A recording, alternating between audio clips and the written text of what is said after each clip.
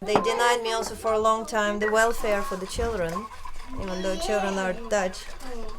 They kept on telling me I have to give my children to someone legal, and then that person has right to ask money for my children. But it's a tricky thing, because once you write your kids away to someone else, the foreign police says, well, your children are taken care of by someone else, so you're not needed anymore. Layla is from Azerbaijan. She moved from London to Amsterdam to be with her Dutch partner while she was still studying. When her student visa expired, she got married, but she was not given a residence permit because, according to the law, her husband was not earning enough to take care of a family. And as long as you keep the custody of the children, they keep on asking you, do kids have a big house? Do children have this? Do children have that? So I'm actually registered on one address, which is a beautiful house, and I'm living here. She applied for asylum, and while she was pregnant for the second time and living in a reception center, her husband left her. Her asylum application was denied, leaving her undocumented to care for 2 children of Dutch nationality.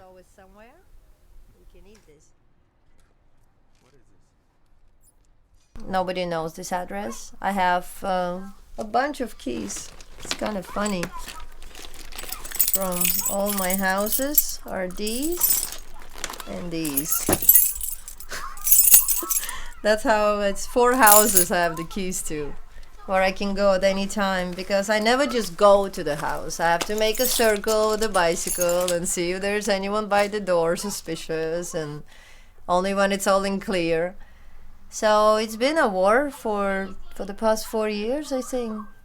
We started a campaign on the right to housing for undocumented children, because the experience was that a lot of children were expelled from deportation center, from asylum seeker centers. And of course that was a violation of their rights. That's why we started the campaign.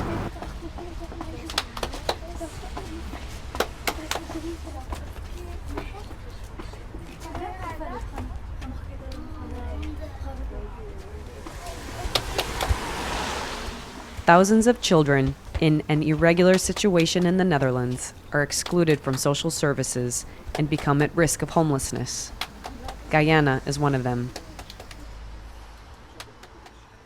I am Guyana, and I'm 60 years old, and I'm from Armenia. And I was here in Holland in 2004, and I live here. Guyana and her family were the protagonists of the video. She joined Defense for Children to advocate for children in the same situation.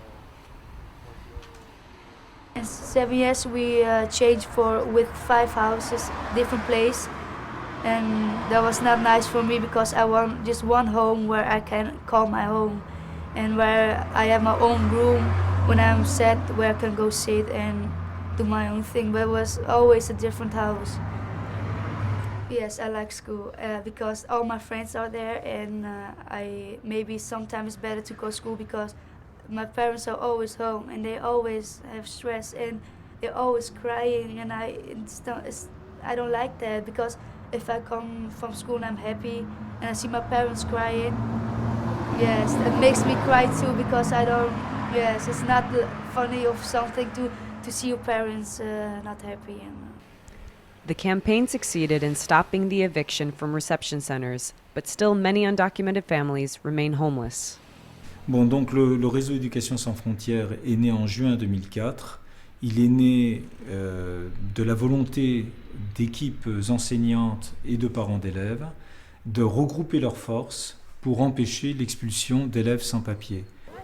In France, no child is required to have papers until the age of 18. But they are still at risk of being deported with their families. J'ai contacté le RESF qui était dans mon lycée, et c'est à eux qui m'ont aidé à faire les démarches à la préfecture et m'ont aidé à déposer un dossier à la préfecture pour une première demande de papier. Bon voilà, là c'est ma classe de l'année dernière. The Réseau Éducation Sans Frontières successfully ran a campaign to regularize undocumented students who have just come of age. The network works closely with local authorities to support undocumented children and youth. Aïcha, on t'abandonnera pas, enfin quelque chose comme ça. Et voilà, Eh bien, dans notre pays, les jeunes majeurs sans papier peuvent être renvoyés du jour au lendemain. Ce que fait le conseil régional, ce que font les conseillers régionaux et les conseillères régionales qui parrainent ou marrainent un jeune, comme on fait des parrainages et des marrainages républicains où on dit que si le jeune a besoin d'un parrain ou d'une marraine, s'il est en difficulté, on l'accompagnera. Nous faisons la même chose là. C'est accompagner, ça veut dire soutenir le jeune dans ses démarches, écrire au préfet, l'accompagner quand il a besoin dans des démarches administratives, et si, parce que ça peut arriver aussi, hélas, il est arrêté, renvoyé dans un centre de rétention, le faire sortir du centre de rétention. Donc mettre toute notre énergie pour être avec ce jeune et lui permettre d'aller au bout de sa démarche pour avoir le droit d'étudier, de vivre ici avec sa famille. J'ai très peur parce que ça m'est... Moi, j'entends dire qu'il y a des élèves, il y a des camarades que je ne connais pas qui sont sans papier et qui sont expulsés. Et moi, j'ai très peur parce que quand je prends le RER ou je marche dans la rue, parfois j'ai peur d'être contrôlée. Alors voilà, la peur est toujours dedans. Enfin, on a toujours peur. First, I was do a study of be a lawyer, and to help people with the same problems what I have, because I know what it feels like. That was 2 years before ago what I want to do, but now I want to do something with clothes and so many things that I want to do. But I think maybe lawyer is better because I know how it feels to be in a problem situation as this. And Ja, ik wil heel graag zien hoe je een stoere draak bent. Ja? Deze? Siske de draak? Kom maar. Oh, celebrity dentistry. So I'm slightly overdressed. I apologize. Well, I'm staying at a friend's house right now. I was renting these 2 rooms for 200 euros each, which is still a lot of money. It's 400 euros for these 2 rooms. I'm not allowed to use the room upstairs. My children are cramped in here all day. But it was a desperation. I was in the street, and because of that, Child Protection Services came after me again.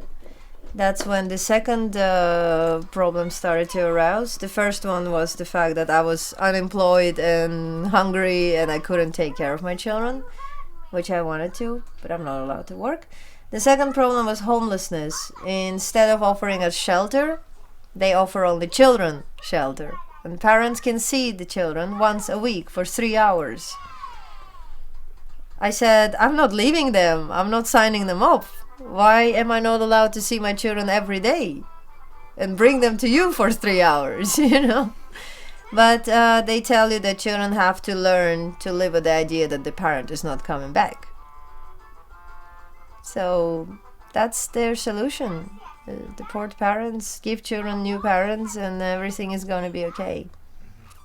I joined Defense for Children because I want to help my situation self, and I want to let the people know in Holland that there are kids with problems and they don't have always a home like normal kids, and I'm just a normal kid but with a big problem on the background.